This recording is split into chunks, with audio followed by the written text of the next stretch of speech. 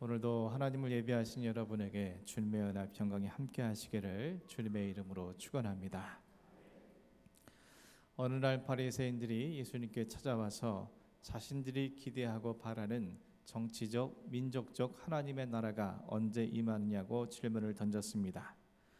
그러자 예수님께서는 그들이 기대하는 것처럼 하나님의 나라는 볼 수 있게 임하는 것이 아니며 그들이 여기 있다 저기 있다 여기는 것처럼 공간적 개념이 아니라 하나님의 통치와 주권이 이루어지는 것이라고 답변해 주셨습니다.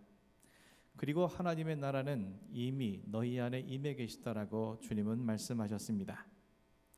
그들이 보지도 깨닫지도 못하지만 하나님의 주권과 통치가 그들과 그들이 살고 있는 모든 땅에 이미 이루어지고 있으며 하나님의 구원 계획이 바로 예수 그리스도를 통해서 이루어지고 있음을 말씀하신 것입니다. 그럼에도 불구하고 그들이 그들 가운데 임해 계신 하나님의 나라를 보지도 경험하지도 못하고 하나님의 통치하심과 다스리심을 깨닫지 못하는 이유는 그들이 거듭나지 못했기 때문이라고 요한복음 3장의 니고데모와의 대화를 통해서 주님은 말씀하셨습니다. 오늘 본문 말씀은 이미 임해 계신 하나님의 나라에 대해 바리새인들에게 밝히신 이후에 제자들에게 보다 더 넓은 의미의 구체적인 하나님의 나라가 어떤 것인지에 대해서 증언하고 계십니다. 오늘 본문 22절에서 24절까지의 말씀입니다.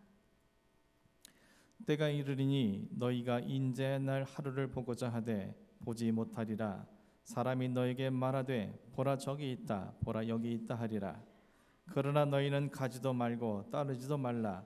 번개가 하늘 아래 이쪽에서 번쩍이어 하늘 아래 저쪽까지 비침같이 인자도 자기 날에 그러하리라. 제자들에게 예수님께서는 때가 이르릴 것이라고 말씀하셨습니다. 주님이 말씀하신 때가 구체적으로 어떤 때인지에 대해서 주님은 직접적으로 밝히지 않습니다. 하지만 때가 이를 것이라는 말 속에는 어느 미래의 한 시점을 의미하고 있음을 내포하고 있습니다. 그리고 이때 제자들이 인자의 날 하루를 보고자 하되 보지 못할 것이라고 주님은 또한 말씀하십니다. 다시 말해서 제자들의 미래의 어느 한 시점에 주님의 날을 하루라도 보고자 한다는 것은 바로 그들이 주님을 몹시도 고대하고 주님을 바란다라는 의미를 갖고 있습니다. 이 말 속에는 지금 이 순간 주님을 기대하는 그들에게 주님은 계시지 않다라는 의미를 갖고 있습니다.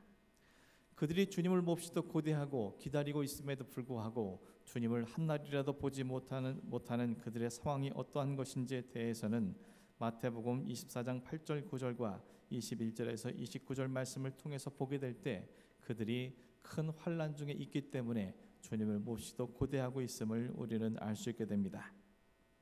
그런 상황 속에서 사람들, 즉 거짓 선지자들은 인자의 날이 여기 있다 저기 있다라고 그들을 미혹할 것이지만 주님은 결코 그들을 따라가지 말라고 경고하십니다.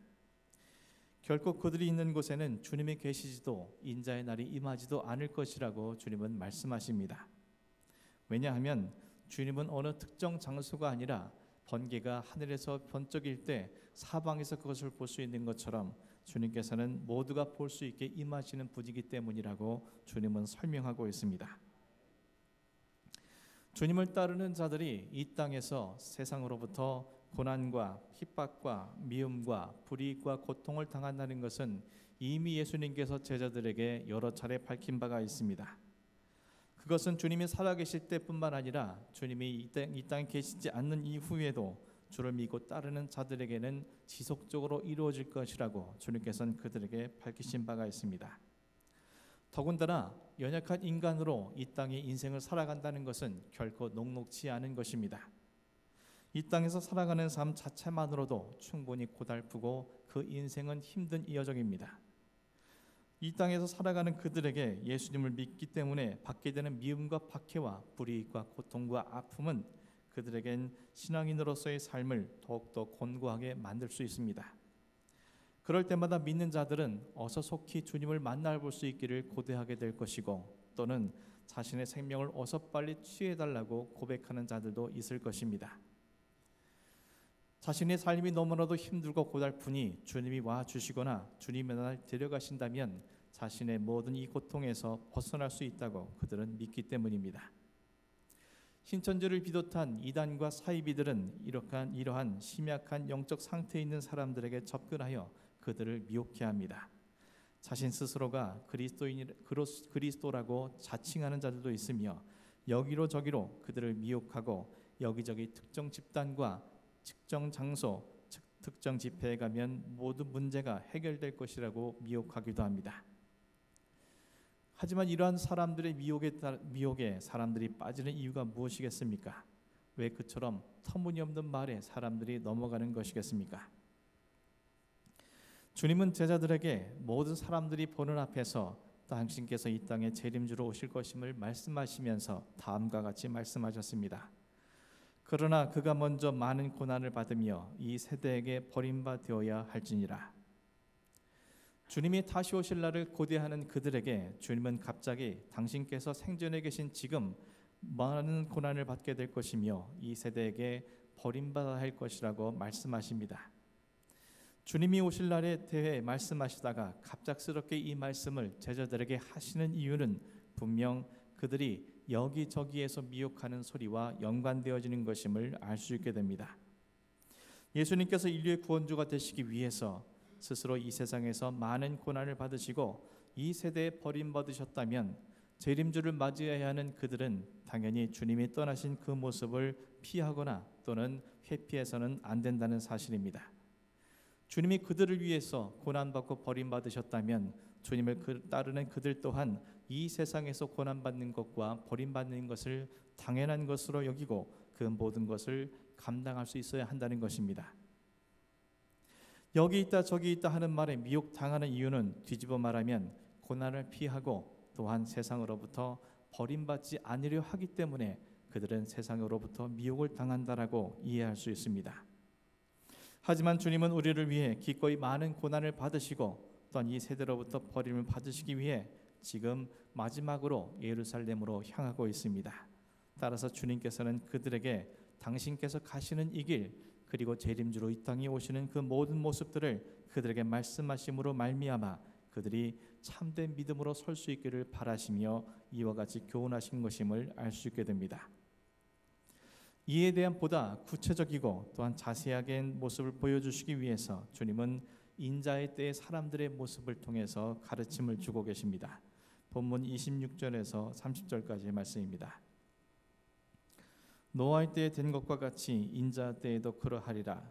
노아가 방주에 들어가던 날까지 사람들이 먹고 마시고 장가들고 시집가더니 홍수가 나서 그들을 다 멸망시켰으며 또 롯의 때와 같으리니 사람들이 먹고 마시고 사고 팔고 심고 집을 짓더니 롯이 소돔에서 나가던 날에 하늘로부터 불과 유황이 비오듯 하여 그늘을 멸망시켰느니라.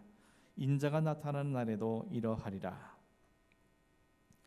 인자가 이 땅에 오시는 날 사람들의 모습은 노아의 때와 롯의 때와 같다고 주님께서는 말씀을 하십니다. 노아의 때와 롯의 때의 사람들의 모습은 인자의 날, 즉 멸망의 날에 임하기까지 먹고 마시고 장가들고 시집들고 사고 팔고 심고 집을 짓는 것에만 집중되어 있습니다. 물론 이러한 일들 자체가 나쁜 것은 아니며 멸망받아 마땅한 죄도 아닙니다. 오히려 이러한 삶은 매우 자연스러운 일상적인 사람들의 삶의 모습입니다. 하나님을 잘 믿는 성도들 역시 먹고 마시고 장가들고 시집가며 이 세상에서 사고 팔고 심고 집을 짓습니다. 심지어 노아도 그러했고 롯도 그러했습니다. 그렇다면 그들이 멸망당한 이유가 무엇입니까? 하나님이 주신 경고를 그들이 무시하고 세상 일로 대변되는 먹고 마시고 가정을 이루고 물질을 위해 사는 것에만 집중되고 집착했기 때문입니다. 그들은 그들에게 노아와 롯을 통해서 심판에서 벗어날 수 있도록 구원의 손길을 내미시는 하나님의 손길을 거부한 것입니다. 하나님은 그들에게 120년 동안 구원받을 것을 가르쳐 주셨지만 그들은 하나님의 이러한 제안을 거절했던 것입니다. 하나님께서 내미시는 하나님의 은혜를 전혀 생각하지 않은 채 그저 세상 일에만 매달려 살았기 때문에 그들은 멸망의 순간에 멸망의 자리에 있을 수밖에 없다는 것이 주님의 설명인 것입니다. 이처럼 세상 사람들이 온통 세상 일과 경제적인 일에 빠져 있었을 때 온갖 인간들의 계획들과 욕심들이 난무하던 그때에 호련히 하나님의 심판이 이 땅에 임하게 된 것입니다. 주님은 노아에게 홍수 심판의 경고를 들었던 사람들이 그 경고를 아랑곳하지 않고 계속해서 일상의 삶을 살다가 그날을 맞이했음을, 외적인 삶의 모습에만 집착하고 살다가 결국 이처럼 어리석은 인생이 되었음을 시사하고 있으며, 나아가 수천 년이 지난 지금까지 주님이 이 땅에 다시 오시는 그날을 알지 못한 채 그처럼 어리석은 인생을 사람들은 살아가고 있게 될 것임을 주님은 또한 말씀하신 것입니다. 하지만 그들의 이런 반복적인 생활을 하는 동안 노아가 예고한 홍수 심판은 갑자기 한순간에 도래해서 노아의 경고를 무시한 모든 사람들을 멸망시키고 말았듯이 하나님의 심판은 갑자기 한순간 그들에게 돌아올 것이며 결국 멸망에 이르게 될 것임을 주님은 본문을 통해서 경고하고 계신 것입니다. 그렇다면 그들은 왜 그토록 이 세상 일에만 집착하고 집중하며 살았겠습니까? 책 속에서 아래와 같은 글을 읽은 적이 있습니다. 어느 한 분이 미국 LA에서 한국으로 오기 위해 대한항공 칼기를 예약하였습니다. 출발을 며칠 앞둔 순간 대한항공으로부터 전화를 받았습니다. 내용은 자리를 양보해 주는 대신 특급 호텔에서의 하루의 숙박과 다음 날 출발하는 항공기에 비즈니스석을 주겠다는 제의였습니다. 특별히 바쁜 일이 없던 그분은 기꺼이 자신의 자리를 양보해 주었습니다. 그런데 호텔에 머물러 있던 그분은 충격적인 소식을 듣게 되었습니다. 그것은 자신이 타려 했던 항공기가 소련 영공을 침범했다는 이유로 소련의 전투기에 의해 격추되었다는 것이었습니다. 그 소리를 듣는 순간 크리스찬이었던 그분은 깊은 안도감과 자신을 살려주신 주님의 은혜에 깊은 감사의 기도를 드렸습니다. 그리고 그분은 한국에 돌아온 이후에 이 사실을 여러 사람들에게 간증을 하며 자신을 죽음으로부터 건져내신 하나님을 높였습니다. 그가 간증할 때마다 사람들은 큰 소리로 할렐루야와 아멘을 외치며 화답했습니다. 얼핏 느끼기에 이러한 간증과 사건은 매우 놀랍고도 은혜스러운 간증인 듯이 보입니다. 하지만 그의 간증 이면에 우리는 결코 간과할 수 없는 잘못된 신앙의 모습을 보게 됩니다. 그분이 타려 했던 항공기에는 분명 다른 크리스찬들이 타고 있었을 것입니다. 그렇다면 그들의 죽음은 과연 무엇이겠습니까? 하나님이 그들을 버리신 것입니까? 무엇보다 자신이 양보했던 자리에 앉아 가다가 죽음을 맞이한 그분의 생명은 대체 무엇이겠습니까? 저주를 받은 것입니까? 결론적으로 그가 자신이 죽지 않고 살아난 사건의 간증은 그 죽음의 자리에 자기만 있지 아니하면 된다는 이기적인 마음에서 비롯된 것이며, 다른 사람들의 죽음의 참된 의미와 하나님의 섭리를 왜곡하는 것이 아니고 무엇이겠습니까? 보다 본질적으로 그가 범한 잘못은 그는 하나님을 믿는 사람입니다. 하나님을 믿는 사람이라면 모든 믿는 사람들처럼 그의 소망은 천국에 있었을 것입니다. 믿는 자에게 죽음은 영원한 하나님의 나라에 들어가는 시작되는 것을 의미합니다. 따라서 그분이 만일 계획되었던 항공기에 탔더라면 아마도 지금 그분은 하나님의 영원하신 품 안에서 안식을 누리며 서 있었을 것입니다. 하지만 그는 지금 하나님의 나라에 자신이 들어가지 않은 것에 대해서 사람들에게 감사하며 간증하고 있습니다. 이는 하나님의 영원하신 나라에 있는 것보다 이 땅에서 호흡하고 있는 것이 더 좋은 것이고 자신에겐 더 큰 은혜요 더 큰 축복이라고 생각하는 그의 믿음에서 나온 것임을 알 수 있게 됩니다. 이는 결국 하나님의 나라에 소망을 두고 있다고 말하면서도 이 땅을 더 좋아하는 그의 불신앙의 일면을 보여주는 하나의 모습이었던 것입니다. 또한 이를 다른 관점으로 보게 될 때 1983년 칼기 격추 사건으로 희생된 269명의 사람들 속에 그가 포함되지 않았다는 것은 하나님께서 당신의 나라에 들어올 사람으로 그 사람을 제외시켰던 것임을 그는 경각심을 갖고 바라볼 수 있어야 할 것입니다.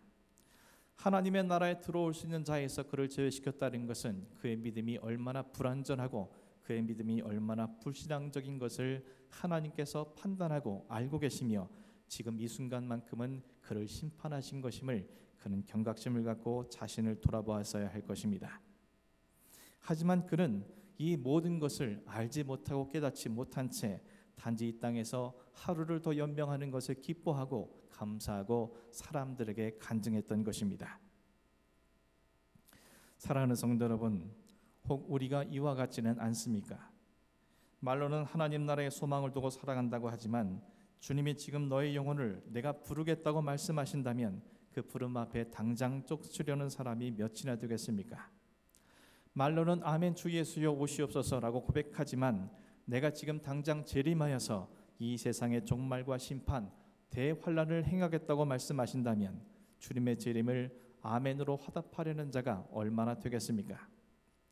이 땅의 것은 헛된 것이라고, 이 땅의 것은 아침 안개와 같다고 늘 말은 하면서도 주님이 우리에게 더 그 은혜를 주시기 위해서 우리의 것 자그마한 것이라도 가져가시고 우리 건강에 작은 질병이라도 주시면 우리는 하나님 앞에 불평과 원망을 쏟아놓고 있는 것은 아닙니까?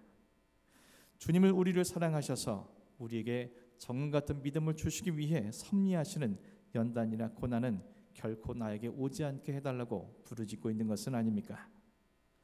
혹시 우리가 이 자리에 앉아 있어 주님을 예배하는 이유가 단지 일주일에 한 번이라도 예배당에 오지 않으면 나에게 어떠한 화가 이를지 모른다는 두려움 속에, 혹은 내가 바라는 것들이 이루어지기 위해서는 이와 같은 정성을 들여야 한다는 마음에서 발휘되는 것은 아닌지 우리는 생각해 보아야 합니다. 사랑하는 성도 여러분, 먹고 마시고 장가들고 시집들고 또한 사고 팔고 심고 집 짓는 것이 우리의 인생에 있어서는 매우 중요한 일입니다. 그리고 그것은 우리의 일상이기도 합니다. 하지만 이 일상이 우리에게 영원한 멸망을 안겨다 줄 수 있다는 하나님의 말씀에 우리는 경각심을 갖고 생각해 보아야 합니다. 이 일상을 어떤 자세, 어떤 믿음으로 사느냐가 우리의 미래와 영혼을 결정짓기 때문일 것입니다. 어떻게 하면 우리가 행하는 매일의 일상을 통해서 멸망이 아닌 하나님의 나라에 들어갈 수 있는 은혜를 누릴 수 있는 것입니까? 너희는 먹든지 마시든지 무엇을 하든지 다 하나님의 영광을 위하여 할 것이니라. 사도 바울은 우리에게 먹고 마시는 것으로 하나님의 영광을 나타내라고 말하고 있습니다. 먹든지 마시든지라는 것은 일상적인 삶의 행위를 묘사합니다. 나아가 무엇을 하든지라는 명령법을 사용하여 일상적인 삶의 기준이 하나님의 영광에 있어야 한다고 사도 바울은 권면하고 있습니다. 먹고 사는 것을 포함하는 모든 일상의 삶의 방향이 오직 하나님의 영광을 위하여 이어야 한다고 그는 말한 것입니다. 이 문장의 원어로는 습관적인 행위를 상징하고 있기 때문에 그리스도인들의 매사에 습관적으로 하나님의 영광이라는 잣대를 가지고 생활을 영위해야 함을 오늘 본문 사도 바울은 시사하고 있습니다. 따라서 우리는 무엇을 하든지 매 순간마다 이러한 질문을 던져야 합니다. 이것이 하나님의 영광을 위한 것인가? 라는 질문에 우리는 그렇다라고 답변을 얻음으로 행하는 것이 우리의 습관이 되어야 한다는 것입니다. 세상의 사람들이 먹는 것은 자신의 호의호식을 위한 것이고 그리스도인들이 먹는 것은 하나님의 나라와 영광을 위한 것이어야 하며, 세상의 사람들은 쾌락과 육체를 위해서 마시지만 하나님을 믿는 사람들의 마시는 것은 오직 영원한 생명수를 이 땅에 공급하기 위한 것이어야 하며, 무엇을 하든지 자기의 욕망과 자기의 탐욕을 위해 살아가는 세상 사람들과는 달리 그리스도인들이 무엇을 행하는 모든 것에는 하나님의 영광과 하나님의 뜻을 이루고자 하는 갈망과 소망이 들어있어야 함을 사도 바울은 우리에게 명시한 것입니다.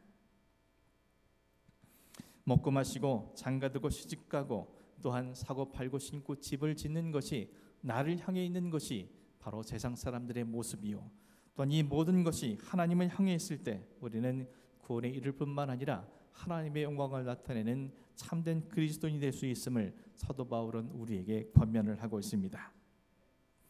사랑하는 성도 여러분, 오늘도 내일도 우리의 생애가 끝나는 그날까지 우리는 변함없이 먹고 마시고 장가들고 시집들고 사고 팔고 심고 집을 짓는 일상이 계속될 것입니다.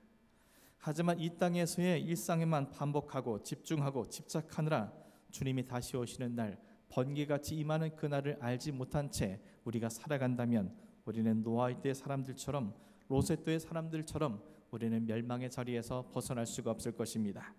그러나 매 순간마다 우리 주님께서 다시 오시는 그날에 초점을 맞추고 우리가 무엇을 하든지 어떤 것을 행하든지 간에 주님을 향해 우리의 삶이 바르게 세워진다면 우리가 주님이 언제 오시더라도 그 자리는 우리에게 영광의 자리요 하나님의 영원한 나라에 들어갈 수 있는 은혜의 자리가 될 수 있음을 우리는 반드시 기억하며 살아가야 할 것입니다.